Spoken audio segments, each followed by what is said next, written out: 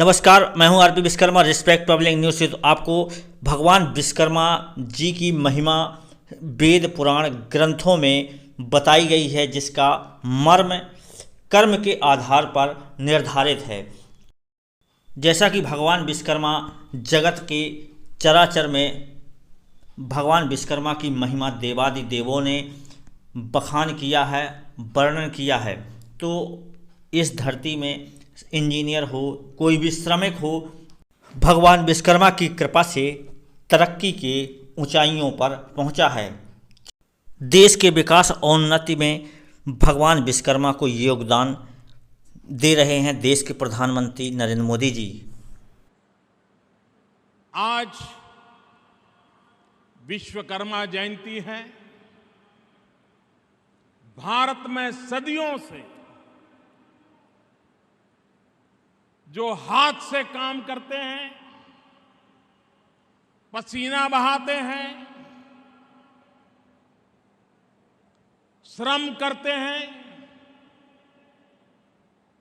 निर्माण का कार्य करते हैं,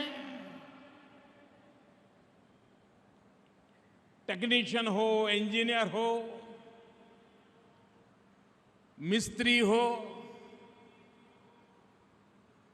मिट्टी का काम करने वाले हो, चूने और सीमेंट का काम करने वाले हो, जो भी स्थापत्य से जुड़े हुए कामों से जुड़ा है, उन सबको भारत में विश्वकर्मा के रूप में देखा जाता है।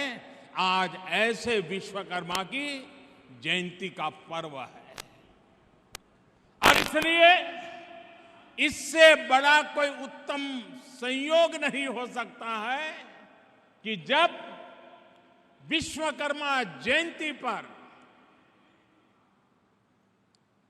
विश्वकर्मा के उपासक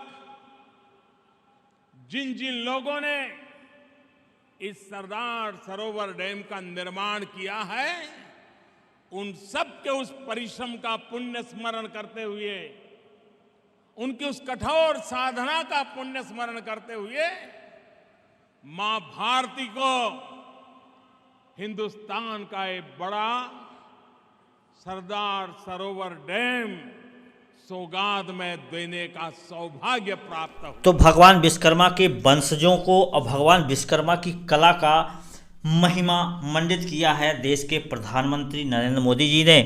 रामायण और ग्रंथों के, गीता के निचोड़ में भगवान विश्वकर्मा के कर्म रूपी महिमा का वर्णन किया जाता है और उनके मर्मों का बखान किया जाता है।